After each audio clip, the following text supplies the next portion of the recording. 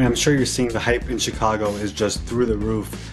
Everyone is excited. The hype in Chicago is always crazy around football time, right? It's like every single year. I was one of those kids, so like I know what it's like. Last year I felt like we finally got to the point where everyone believed how good we could be.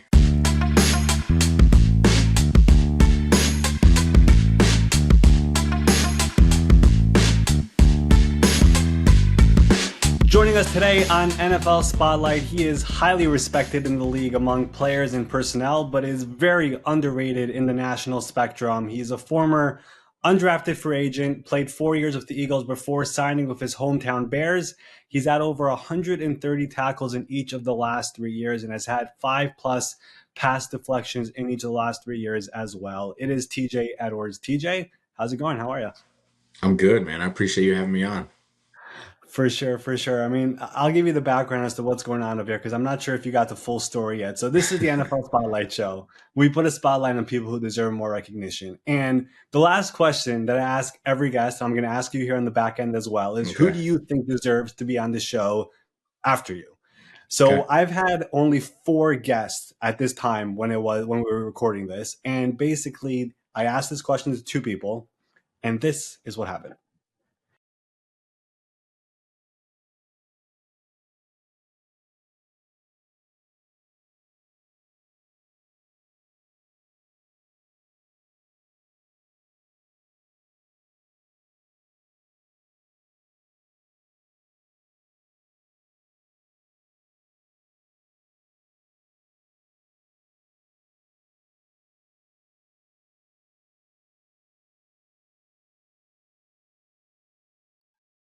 I'll say a player, and I'm biased, but TJ Edwards, our linebacker here, he doesn't get enough credit for what he's been able to do throughout his career from being an undrafted free agent out of Wisconsin, over 300 career tackles. I want to say 10 career interceptions, goes undrafted just because he didn't test well, but some of the best instincts I've evaluated, and then goes to Philly and carves out a career in Philly, working his way up from special teams. How cool is this? Ari gets to come to his hometown team in free agency and is now the starting linebacker for the Chicago Bears. Doesn't get enough credit, needs to get more love. As good of a player as he is, he's an even better person. But yeah, definitely TJ Edwards. All It's right. pretty dope. Nah, it's pretty That is dope. Bob. That's Bobby Okereke, the Giants linebacker. Then that's Yep. your assistant GM, Ian Cunningham, who's also with you in Philadelphia. I mean, I got to Yep. get your reaction to that. Like when you see that, we only had 4 guests to that point, so Yeah. 50% of them said TJ Edwards. Yeah, that's pretty cool. I mean, Bobby, I've known of for a long time.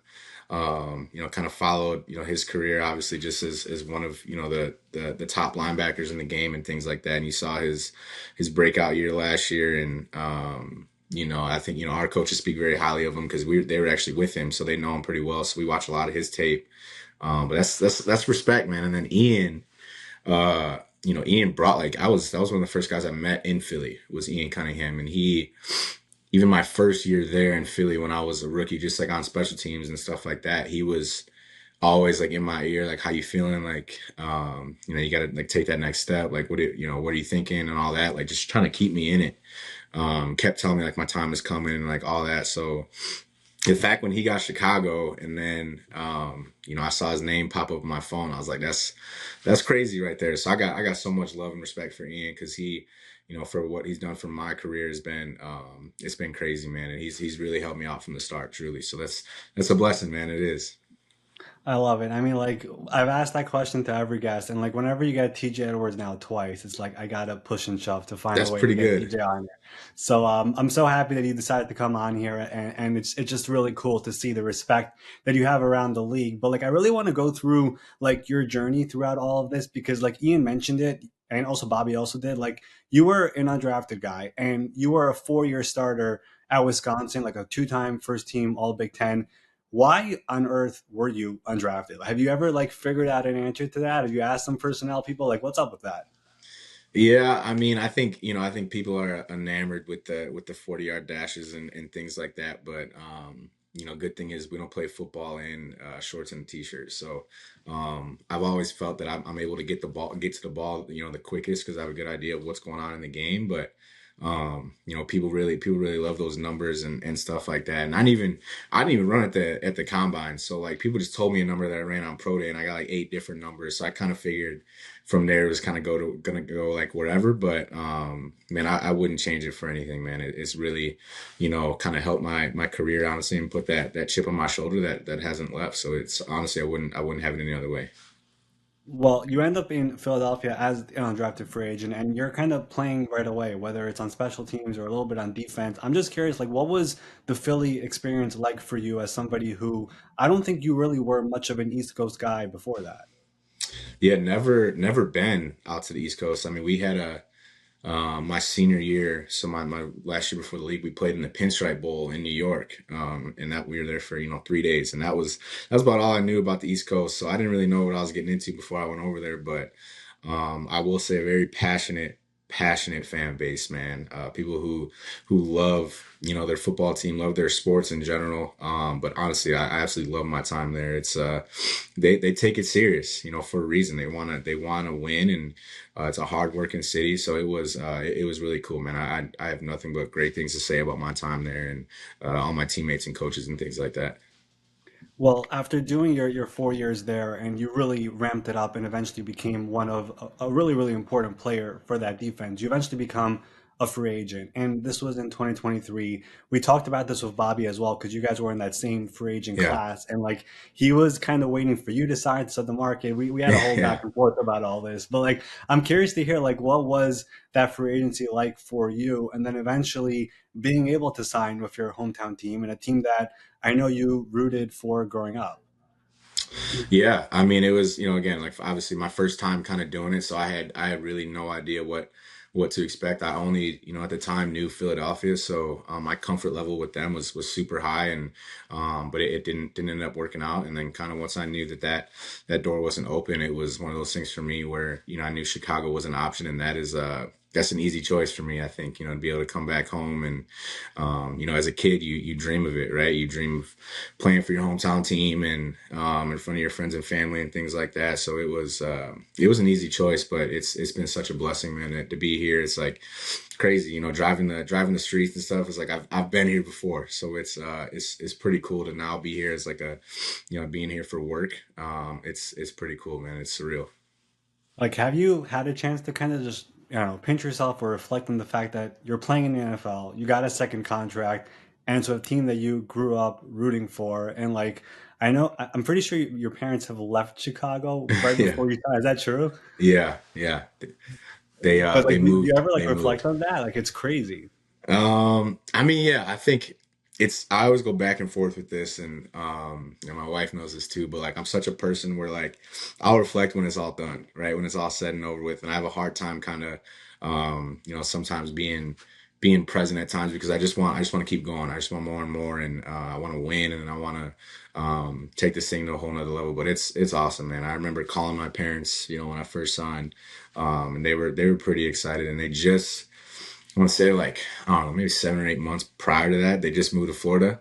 They just got out of here, so like when I called them, they're like, "You got to be kidding me! Like, you got to be kidding me!" So they've been traveling every game though. They wouldn't miss it. But it is pretty cool. It is.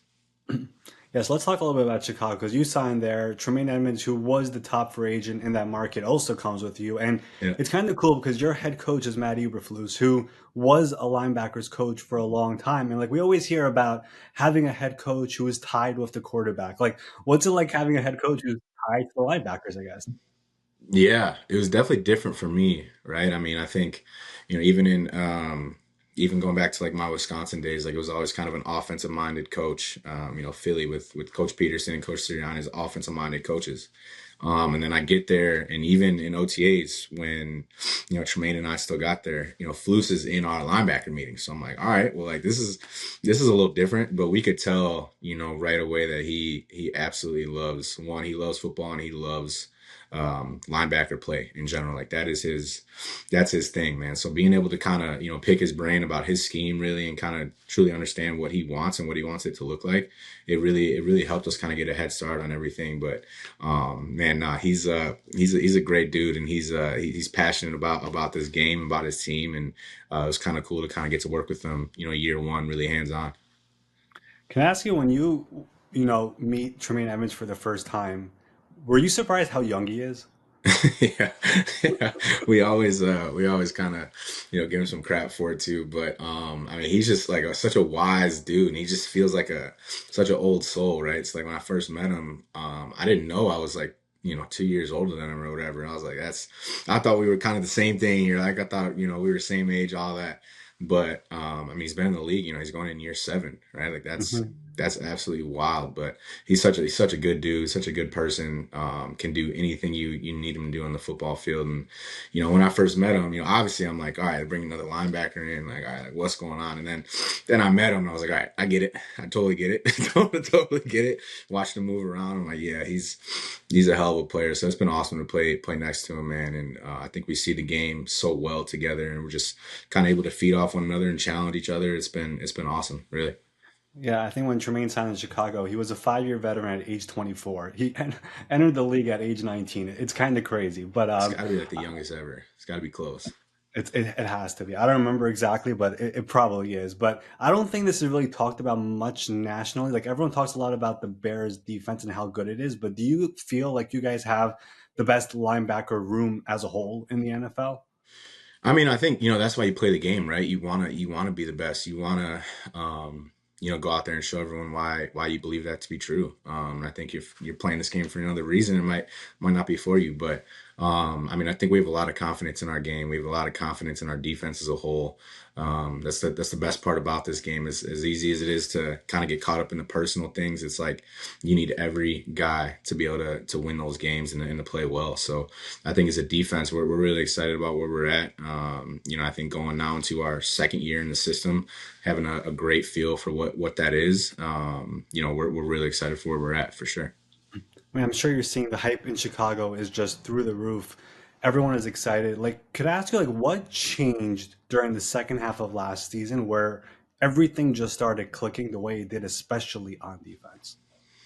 Yeah, I mean, first the hype in Chicago is always crazy around football time, right? It's like every single year. I was one of those kids, so like I know what it's like. But no, I think last year I felt like we finally got to the point where everyone believed how good we could be, right? I think there's one thing to to have such a good feeling going into a game, something goes wrong, and then it's like you don't know how to come back from it. So I think especially in the NFL, man, there's gonna be something bad that happens every single game. That's how it goes. Like those teams get paid too, and it's finding ways to kind of battle through that. And I feel like we finally saw that we can do that towards the end of the year, and we could play a complete game, which is something that I think we needed to see for ourselves to believe, and just kind of have that confidence kind of carry over into this year. Adding some more pieces like you always do in the NFL. But I think Kevin Byard's gonna be huge for us. Obviously, getting Tez a full year now into the system is gonna be awesome. So I'm excited. One of the things about you that I don't know if the general public realizes is that you've been one of the great coverage linebackers in the league. I mentioned some of the numbers before, but like, you had 3 interceptions last year, over 20 career pass deflections. Um, you're like one of the better ones in the NFL. Of all the pass catchers in this league, who has been like the biggest challenge that you've had to go up against, and like it excites you to go up against them?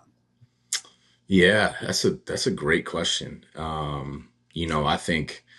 I think you remember the good times, you remember the bad, right? You remember the you remember the times you've been beat, you remember the times that you made some plays. But I think there's just so much skill in this league. I can go backs or tight ends, but I think Austin Eckler out of the backfield is a problem, right? I think he is an absolute problem with what he can do in space, and as well as Gibbs from Detroit. Man, that dude he's as fast as it gets. You know what I'm saying? So you kind of have to have your attention on him at all times, just because he's a difference maker.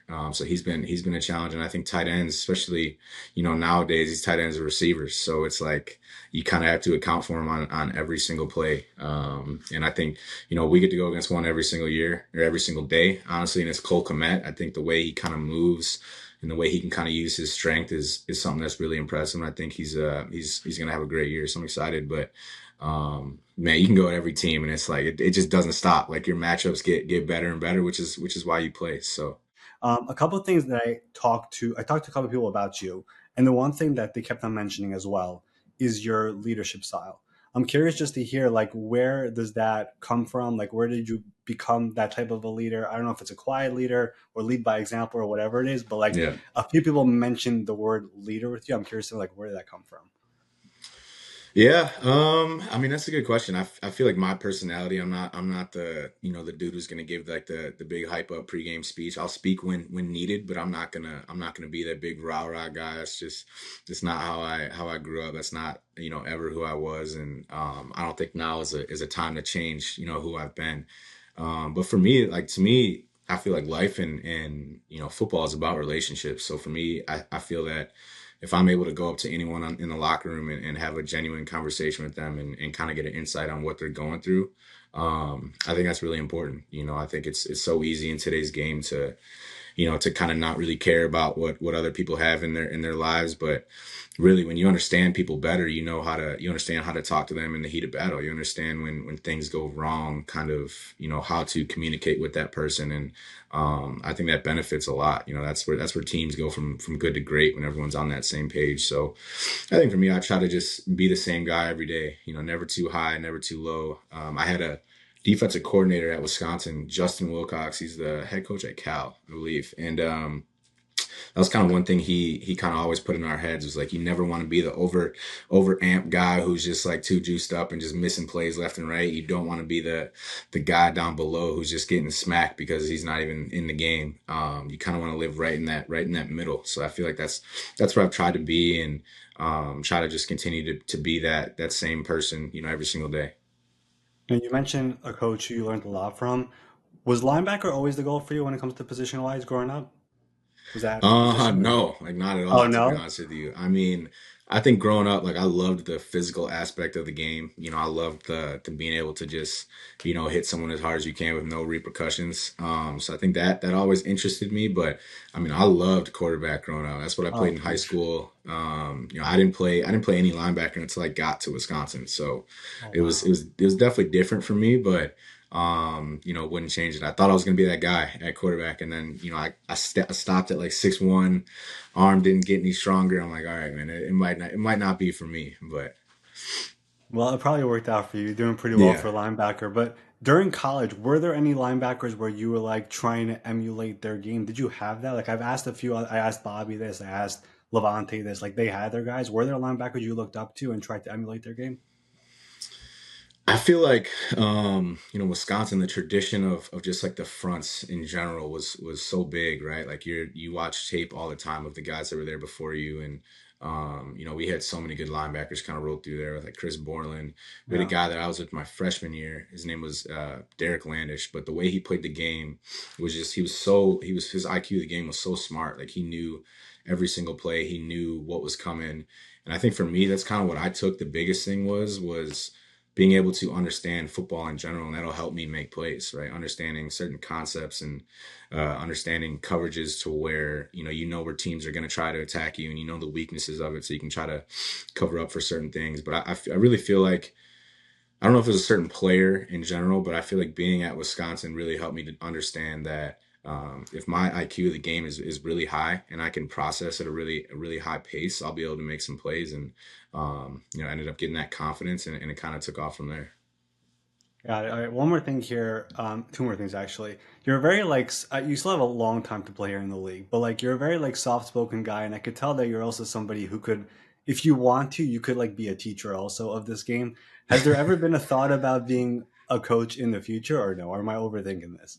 I don't know. That's interesting. I think, the way the college game and everything is going nowadays, I don't know if I could coach. Like, I think like high school, right, where I could truly impact kids and, make a change in their life would be really cool. I mean, it's hard, right? I love the game so much. I've given everything to this game.